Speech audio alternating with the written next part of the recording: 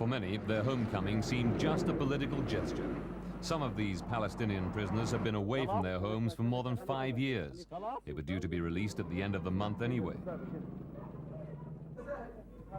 Freedom came slightly early, an attempt to appease Palestinians negotiating the withdrawal of Israeli troops from Gaza and Jericho.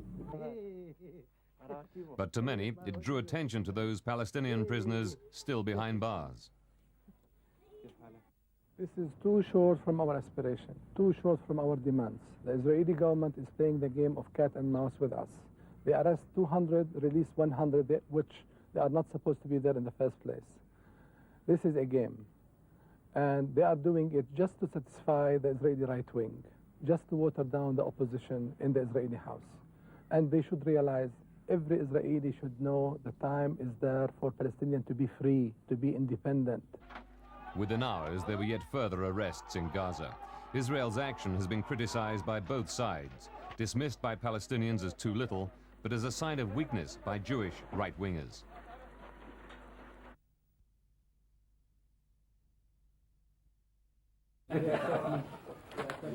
Three weeks after their talks broke down, Israeli and PLO negotiators met to resolve the deadlock. They disagree on the size of the Palestinian self-rule enclaves and on border controls. Israeli officials have said details of Israel's withdrawal from Gaza and Jericho can't be agreed in 3 weeks. Chief PLO negotiator Nabil SHA'ATH thought otherwise. And I hope the political leadership in Israel is ready to do that and sign in 3 weeks, rather than the talk that is going to take much more, which I think violates the letter and spirit of the agreement. We have to finish as soon as possible, and we are ready. The reason for the urgency of his words could be seen on the streets of this Gaza refugee camp. Support for the PLO-Israeli peace process has plummeted amongst Palestinians since Israel missed the deadline for starting its withdrawal last month. Further delays would strengthen the PLO's hardline rivals who reject peace with Israel. A hand grenade thrown at an Israeli army television crew filming the camp injured 2 Israeli soldiers. And Palestinians opposed to the PLO's talks with Israel clashed with others who support peace. In the occupied West Bank, voices attacking the emerging Israeli-Palestinian deal are growing louder. These settlers near Jericho tried to break through army lines to protest near the West Bank's border with Jordan. They're talking about a peace that removes the Jordan Valley from the borders of peace. And we demand to live within the borders of peace. We demand all the rights of all the citizens of Israel.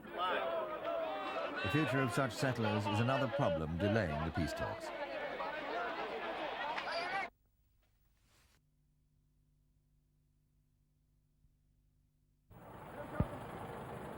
Thousands of refugees traveled down the Khyber Pass to cross the border between Pakistan and Afghanistan.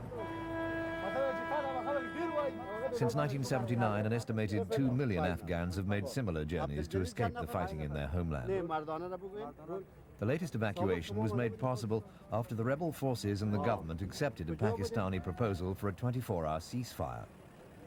Pakistan has managed to extend the deal twice to get the wounded, diplomats and refugees out of the war-ravaged city.